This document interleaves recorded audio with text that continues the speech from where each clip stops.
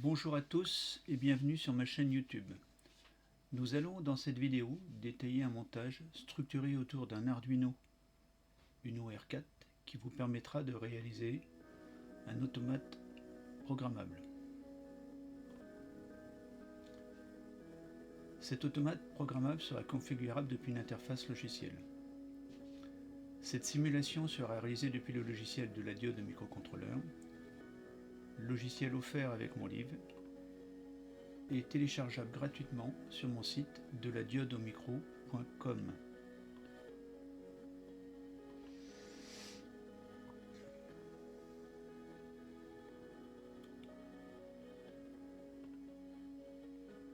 Depuis le logiciel de la diode microcontrôleur, cliquez dans le menu Simulation, puis Circuit logique, puis le microcontrôleur, puis Arduino Uno R4 et montage numéro 3, automate programmable.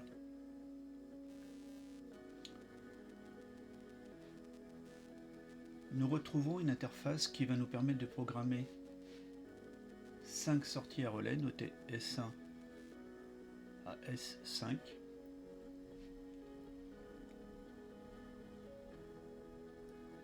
Selon un schéma intégrant deux lignes de 7 contacts en parallèle. Premier contact, deuxième contact, troisième contact, quatrième, cinquième, sixième, septième de la première ligne, premier, deuxième, troisième, quatrième, cinquième, sixième, septième de la deuxième ligne. Nous allons dans un premier temps détailler les 12 outils permettant de réaliser un schéma. Le premier outil représente une continuité. Cliquez dessus et insérez celui-ci avec un clic à l'endroit où vous le souhaitez dans le schéma, par exemple le premier contact de la première ligne. Le deuxième outil représente une coupure. Cliquez dessus et insérez celui-ci avec un clic à l'endroit où vous le souhaitez dans le schéma, par exemple le premier contact de la première ligne.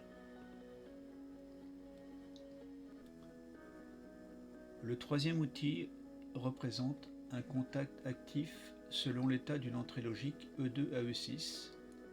Cliquez sur cet outil. La zone de paramétrage concernée passe alors en vert. Vous pouvez configurer dans un premier temps l'entrée logique que vous souhaitez, par exemple l'entrée logique E4. Cliquez sur le bouton OK pour valider votre choix et insérez ce nouveau contact avec un clic à l'endroit où vous le souhaitez dans le schéma, par exemple le premier contact de la première ligne. Le contact est alors inséré avec l'étiquette E4. Le quatrième outil représente un contact actif selon l'état inverse d'une entrée logique E2 bar à E6 bar. Cliquez sur cet outil. La zone de paramétrage concernée passe alors en vert. Vous pouvez configurer une entrée entre E2 bar et E6 bar. Par exemple, nous allons prendre l'entrée E3 bar. Cliquez sur le bouton OK pour valider votre choix et insérez ce nouveau contact à l'endroit où vous le souhaitez dans le schéma. Par exemple, le deuxième contact de la première ligne.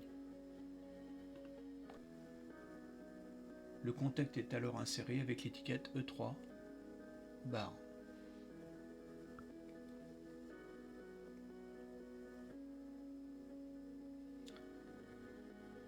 Le cinquième outil représente un contact actif selon l'état d'une sortie logique S1 à S5. Cliquez sur cet outil, la zone de paramétrage concernée passe alors en vert. Vous pouvez alors configurer une des sorties entre S1 et S5. Par exemple, nous prenons la sortie S2. Cliquez sur le bouton OK pour valider et insérez ce nouveau contact avec un clic à l'endroit où vous le souhaitez dans le schéma. Par exemple, le troisième contact de la première ligne. Le contact est alors inséré avec l'étiquette S2.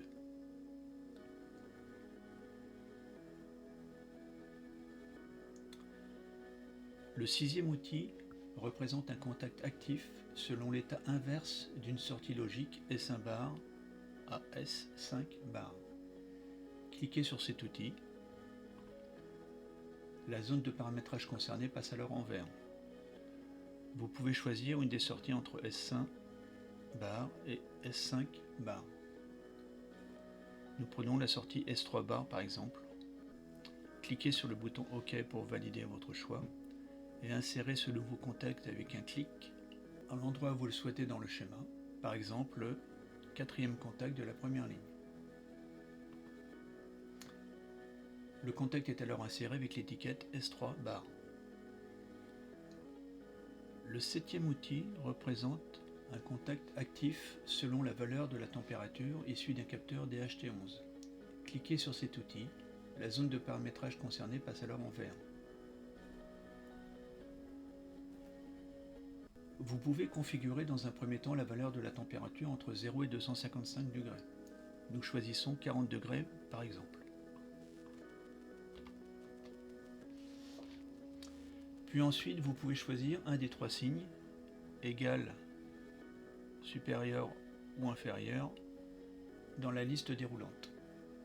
Nous choisissons par exemple le signe supérieur. Cliquez sur le bouton OK pour valider votre choix et insérez ce nouveau contact avec un clic à l'endroit où vous le souhaitez dans le schéma, par exemple le cinquième contact de la première ligne. Le contact est alors inséré avec l'étiquette T supérieur à 40 degrés Celsius. Le huitième outil représente un contact actif selon la valeur du taux d'humidité issu d'un capteur DHT11. Cliquez sur cet outil, la zone de paramétrage concernée passe alors en vert. Vous pouvez configurer dans un premier temps la valeur du taux d'humidité entre 0 et 100%.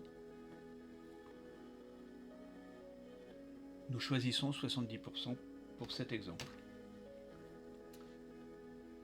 Vous pouvez choisir ensuite un des trois signes, supérieur, inférieur ou égal. Nous choisissons le signe inférieur par exemple.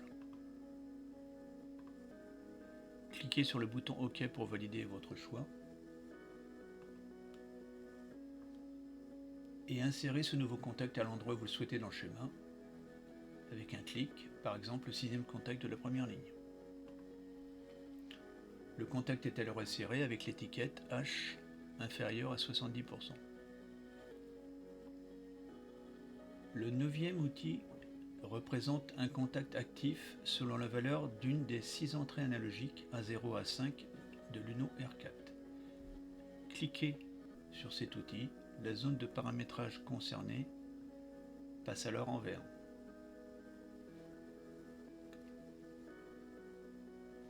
Vous pouvez configurer dans un premier temps l'entrée concernée, par exemple l'entrée A0. Indiquez ensuite une valeur pour cette entrée analogique entre 0 et 5 volts. Nous choisissons 3 volts par exemple. Vous pouvez ensuite choisir un des trois signes, égal, supérieur ou inférieur. Nous choisissons le signe supérieur par exemple. Cliquez ensuite sur le bouton OK pour valider votre choix et insérez ce nouveau contact avec un clic à l'endroit où vous le souhaitez dans le schéma, par exemple le septième contact de la première ligne. Ce nouveau contact est alors inséré avec l'étiquette A0 supérieur à 3 volts.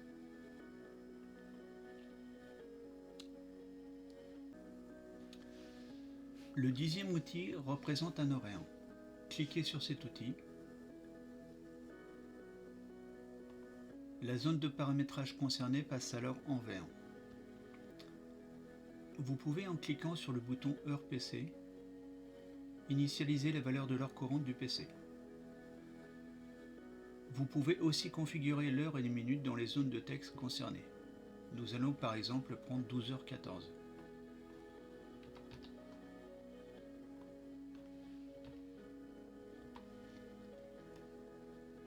Choisissez ensuite un des trois signes, égal, supérieur ou inférieur. Nous choisissons le signe supérieur par exemple.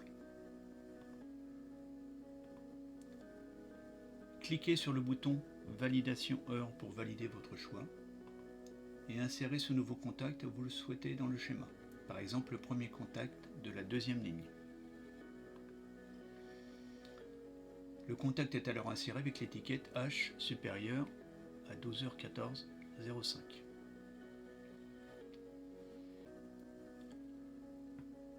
Le 11e outil représente une date. Cliquez sur cet outil, la zone de paramétrage concernée passe alors en vert. Vous pouvez configurer la date directement dans les zones de texte, par exemple le 16 avril 2025.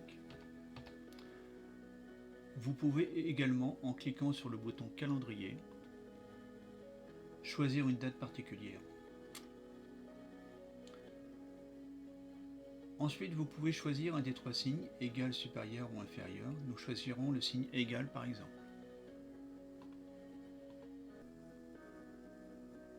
Cliquez ensuite sur le bouton validation date pour valider votre choix et insérez ce nouveau contact que vous le souhaitez dans le schéma avec un clic, par exemple le deuxième contact de la deuxième ligne.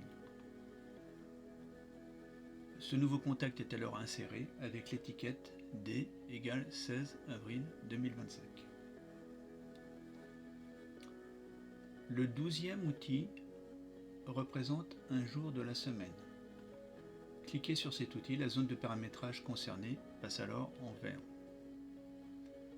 Vous pouvez configurer les jours souhaités en cochant les cases de lundi à dimanche.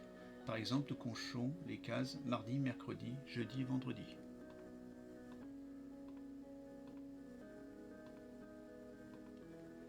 Cliquez sur le bouton OK pour valider votre choix et insérez ce nouveau contact où vous le souhaitez sur le schéma avec un clic, par exemple le troisième contact de la deuxième ligne. Ce nouveau contact est inséré avec l'étiquette J, mardi, mercredi, jeudi, vendredi. Nous allons compléter maintenant la deuxième ligne avec l'outil continuité pour terminer notre schéma.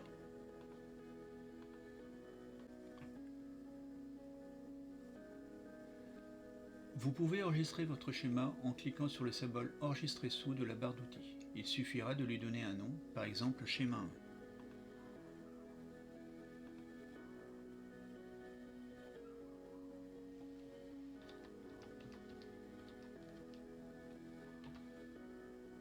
Et de cliquer sur le bouton enregistrer.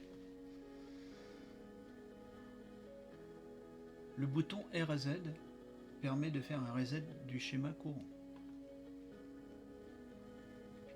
Vous pourrez ouvrir un schéma enregistré avec le symbole ouvrir de la barre d'outils. Nous allons ouvrir notre schéma 1 que nous avons enregistré.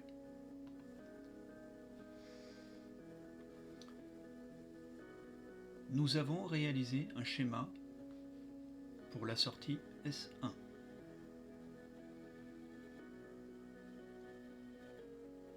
Vous pouvez faire la même chose pour les sorties S2, S3, S4, S5.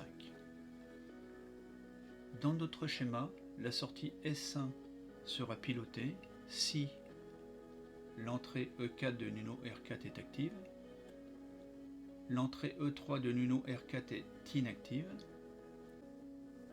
la sortie S2 est active, la sortie S3 est inactive, la température dépasse 40 degrés, le taux d'humidité est inférieur à 70%, la tension sur l'entrée analogique A0 de Nuno R4 est supérieure à 3 volts. Ceci pour la première branche. La sortie S1 est également pilotée si l'heure courante est supérieure à 12h14. Nous sommes le 16 avril 2025 et le jour est soit le mardi, le mercredi, le jeudi ou le vendredi. Si vous vous trompez dans un choix de contact, il suffit de recliquer sur l'outil que vous souhaitez, puis de reconfigurer celui-ci et de cliquer ensuite à l'endroit où le contact se trouve sur le schéma. Par exemple, nous allons modifier la sortie S3 bar que nous avons insérée à la première ligne par la sortie S4 bar. Nous choisissons l'outil S4 bar, nous cliquons sur OK et nous validons S4 ici. S4 bar.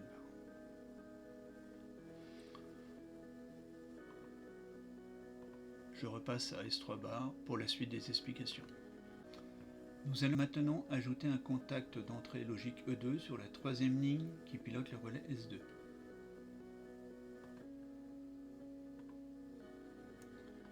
Complétez ensuite avec des continuités.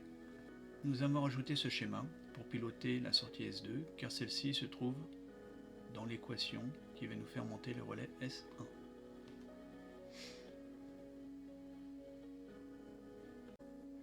Nous allons passer maintenant en mode simulation.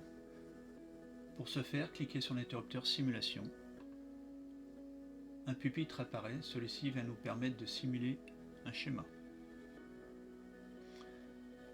Sur ce pupitre, on retrouve les 5 contacts E2 à E5.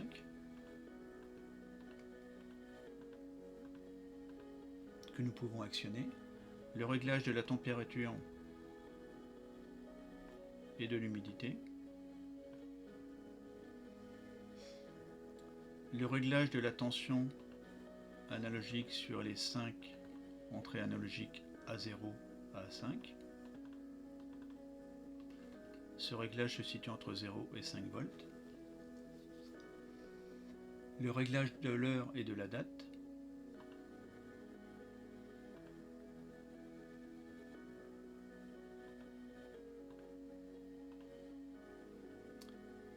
Et le réglage du jour de la semaine.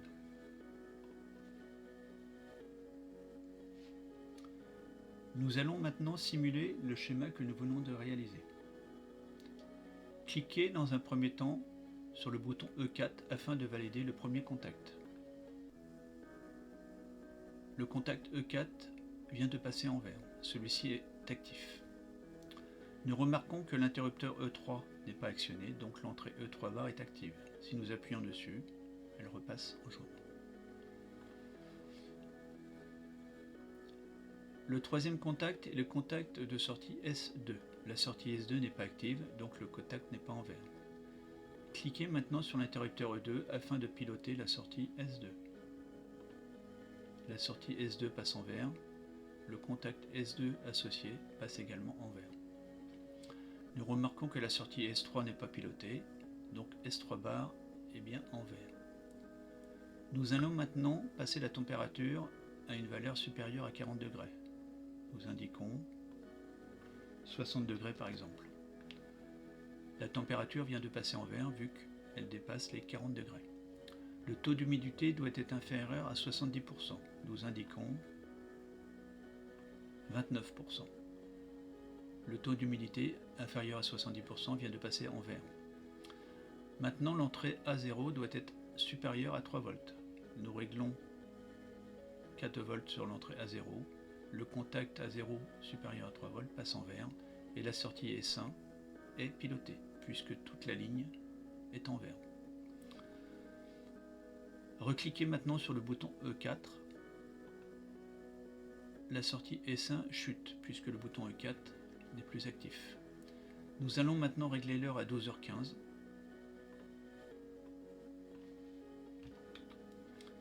Celle-ci passe en vert puisque c'est supérieur à 12h14. Nous réglons le jour au 16 avril 2025.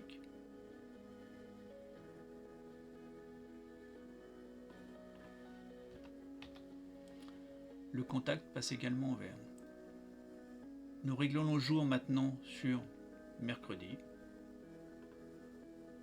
Et le troisième contact passe en vert. Le relais est bien piloté avec cette deuxième ligne de contrôle.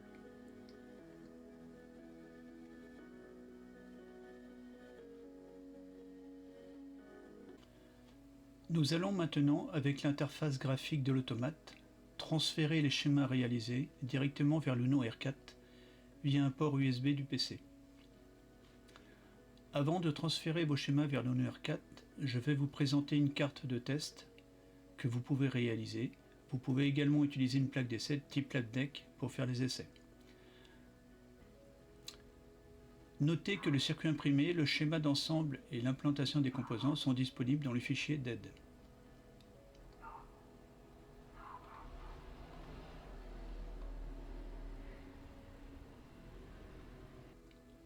La platine de test est reliée via 5 connecteurs de 4 pins sur les broches de l'Arduino Uno R4.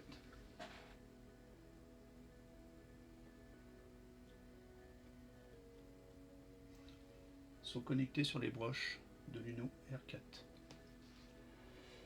La platine de test dispose de 5 entrées logiques E2 à E6, 5 interrupteurs, d'une entrée réservée au mode transfert vers Uno R4, entrée nommée prog,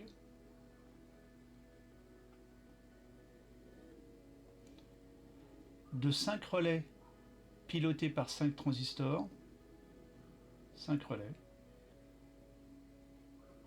pilotés par 5 transistors,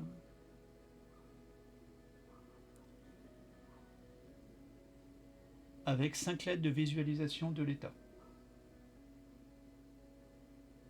La platine de test dispose également d'un capteur d'humidité de type DHT11. La platine de test dispose de 6 entrées analogiques A0 à A5, configurables avec un potentiomètre situé sur la carte de test. Potentiomètre pilotant A0, A1, A2, A3, A4 et A5. La platine dispose également d'un voltmètre relié sur la broche A0 afin de visualiser la tension.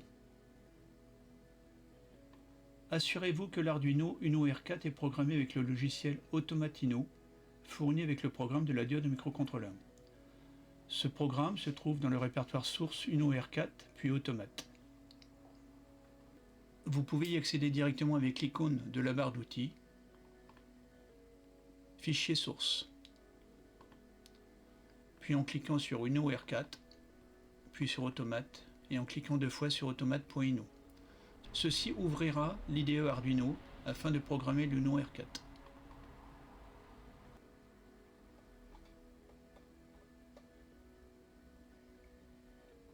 Nous allons maintenant programmer un Uno R4 via l'IDE Arduino. Pour ce faire, cliquez dans Croquis, puis Téléverser.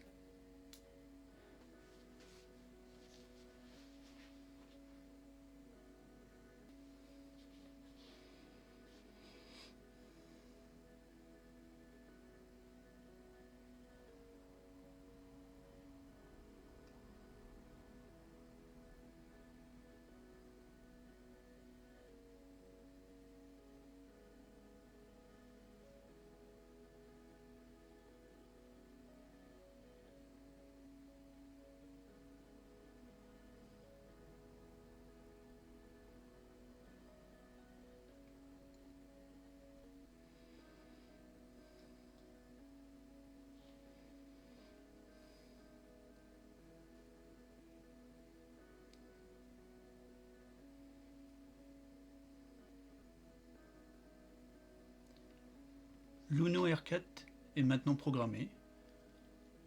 Vous pouvez fermer l'IDE Arduino.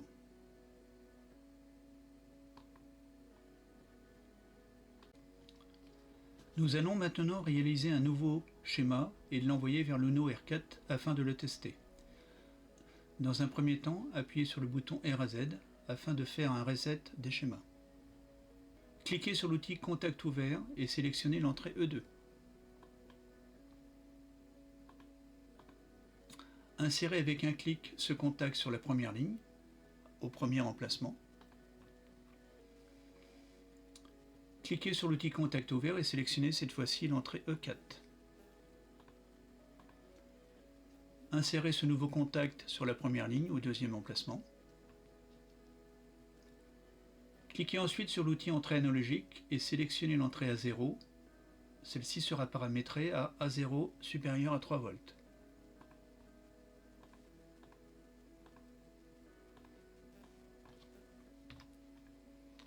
Validez votre choix et insérez ce nouveau contact au troisième emplacement de la première ligne.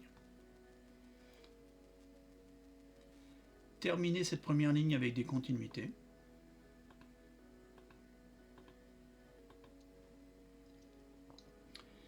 Cliquez à nouveau sur l'outil Contact ouvert et sélectionnez l'entrée E6.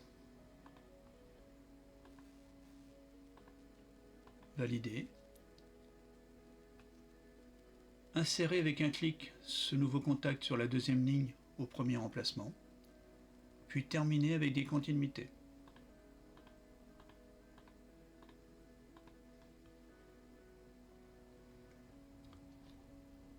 Nous venons de terminer un schéma. Cliquez maintenant sur le bouton Gestionnaire de périph'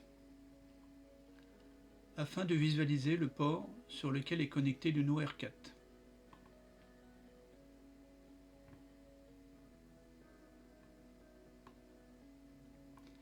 Cliquez dans la rubrique Port COM et LPT et visualisez le port COM utilisé par l'Uno R4. Dans mon cas, ce sera le COM 3. Vous pouvez fermer le gestionnaire de périphérique. Positionnez dans la liste des ports de communication le port concerné. Dans la vidéo, ce sera le port COM3.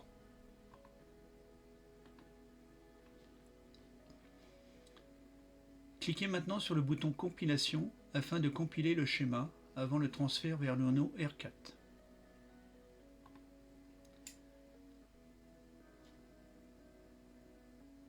Remarquez que la zone de texte en bas à droite affiche le fichier compilé.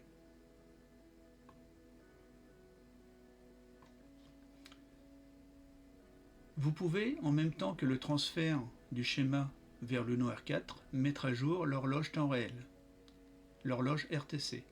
Pour ce faire, cochez la case Mise à jour avec date PC. Cette option permettra de mettre l'heure PC et la date du PC directement dans l'horloge RTC de l'Uno R4. Positionnez le bouton Prog de la carte de test ou du montage sur plaque Clapdeck sur On.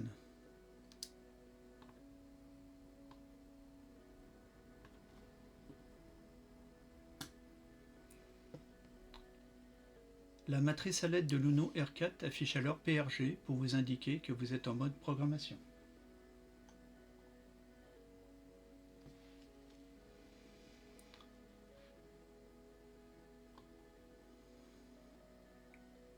Cliquez maintenant sur le bouton Transfert.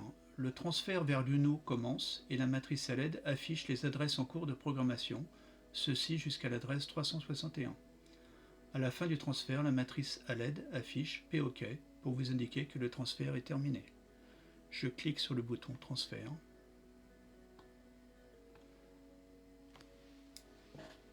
La matrice à LED nous indique l'adresse courante qui est programmée jusqu'à l'adresse 361, puis affiche POK pour vous indiquer que le transfert est terminé. Vous pouvez repositionner le bouton Prog sur Off.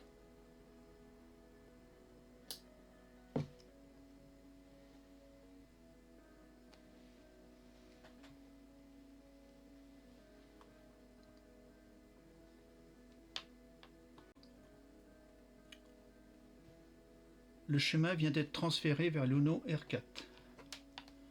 Remarquez que la première ligne de la matrice à LED affiche 3 LED éteintes. 1, 2, 3. Puis 4 LED rallumées. 2, 3, 4.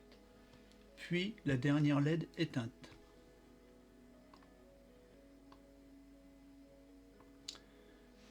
Ces LED correspondent à notre première ligne de notre schéma. En effet, les entrées E2, E4 et A0 supérieur à 3 volts ne sont pas actives, ce qui représente les 3 premières LED éteintes. Ensuite, nous avons 4 continuités, 1, 2, 3, 4, ce qui équivaut à 4 entrées actives, donc les 4 LED sont allumées. La dernière LED éteinte à droite correspond à la sortie relais. Pour l'instant, celui-ci n'est pas positionné, donc la LED est éteinte. Sur la deuxième ligne, on retrouve la première LED qui est éteinte, ce qui correspond à notre contact E6 qui n'est pas actif pour l'instant. Et nous retrouvons 6 continuités. donc 6 LED allumés.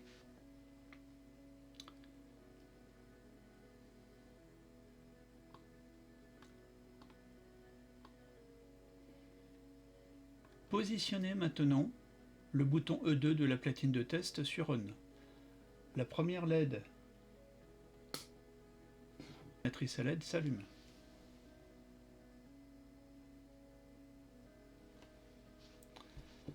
Positionnez maintenant le bouton E4 de la platine de test sur On. La deuxième LED de la matrice à LED s'allume.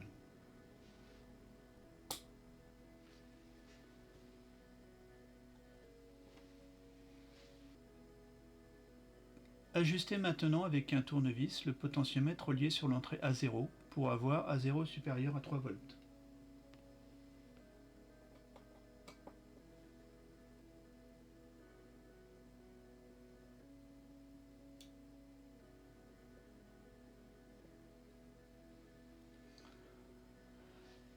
La troisième LED de la matrice à LED s'allume et le relais vient de s'enclencher, puisque toute la première ligne est allumée sur la matrice à LED.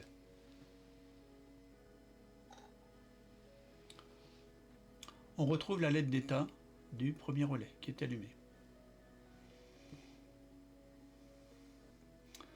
Repositionnez maintenant l'entrée E2 de la platine de test sur Off. Le relais n'est plus alimenté et chute.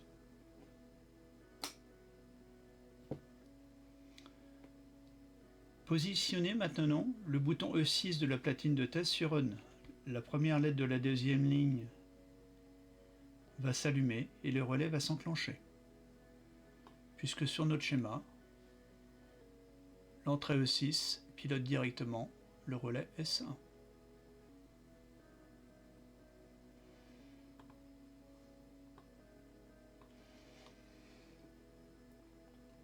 Je valide E6. Le premier contact de la deuxième ligne vient de s'allumer sur la matrice à LED et le relais est piloté.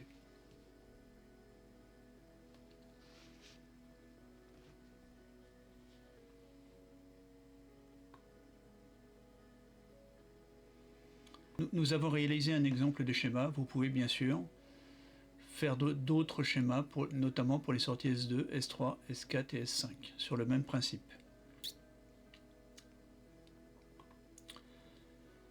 Si vous souhaitez visualiser le schéma du montage, cliquez sur « Schéma électronique » avec un clic droit ou gauche. Sur ce schéma, on retrouve nos 5 sorties à relais, pilotées par des transistors. On retrouve nos 6 entrées logiques, connectées sur D2, D3, D4, D5, D6, D7 de l'Uno R4. On retrouve nos 6 entrées analogiques, A0 à A5. On retrouve notre capteur DHT11 connecté sur la broche D13 de l'Uno R4. Et on retrouve en option une alimentation extérieure.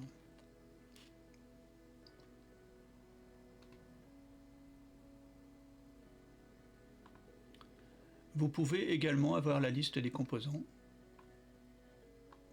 pour réaliser ce montage. Si vous souhaitez avoir de l'aide sur ce montage, cliquez sur le bouton Aide.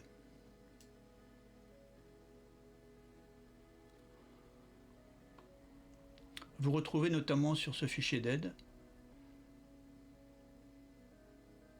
le schéma du montage, le circuit imprimé et l'implantation, ainsi que la liste des composants. Pour visualiser le programme de l'Uno R4, cliquez sur Programme microcontrôleur.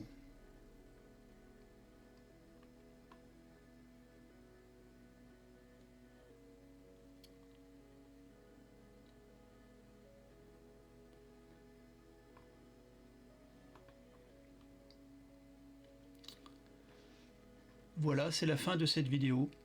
Je vous remercie de l'avoir suivi et je vous dis à bientôt sur ma chaîne YouTube.